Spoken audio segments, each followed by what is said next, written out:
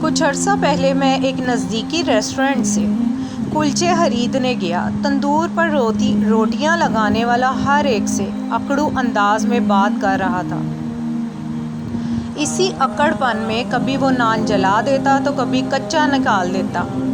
گاہکوں کا رش بڑھتا گیا اور پہلے سے موجود گاہک بھی اسے جلدی نان لگنے کا کہتے رہے۔ جس کی وجہ سے وہ نان والا تقریباً ہر ایک سے لڑنے لگ گیا۔ میں پچھلے چند منٹوں میں یہ سب دیکھ رہا تھا۔ میری باری آئی تو اس نے میرے لیے کلچے تندور سے نکالنے شروع کیے۔ یہ کلچے کافی حد تک لال ہو کر جلنے کے قریب ہو چکے تھے۔ میں نے وہ کلچے دیکھ کر اس سے کہا کہ تم ماشاءاللہ بہت اچھے کاریگر لگتے ہو۔ اسی طرح کے لال کلچے جو جلے بھی نہ ہوں کوئی عام آدمی نہیں لگا سکتا۔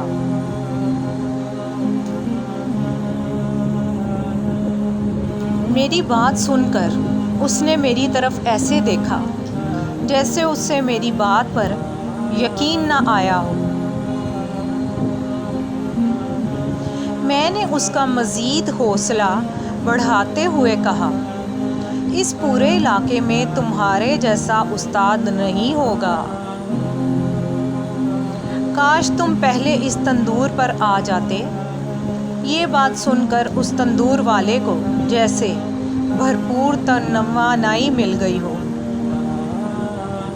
یکدم اس کا موڈ خوشگوار ہو گیا، چہرے پہ مسکراہٹ آ گئی۔ اس نے کہا، صاحب اگر سب لوگ تھوڑا صبر کر لیں تو انہیں بھی بہترین سودا ملے گا۔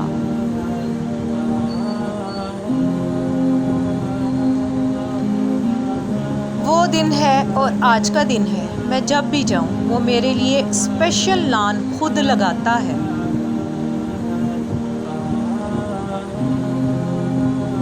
آج صبح بھی جب میں اس سے تل والے کلچے خریدنے گیا تو وہ خود ناشتہ کر رہا تھا اور اس کا کاریگر تندور میں نان لگا رہا تھا۔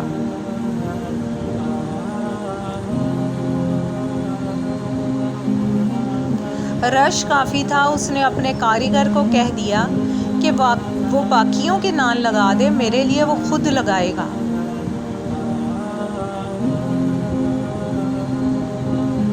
اس نے جلدی جلدی ناشتہ ختم کیا اور بہترین قسم کے بھرے ہوئے تلوں والے کلچے لگا کر دیے۔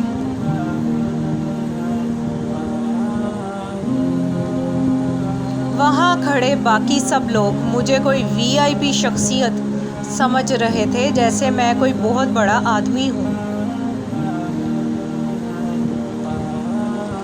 میں سوچ رہا تھا کہ ابھی نبی کریم صلی اللہ علیہ وآلہ وسلم کے صرف ایک قول پہ عمل کیا تھا جس میں دوسروں سے اخلاق اور شفقت سے پیش آنے کا حکم دیا گیا۔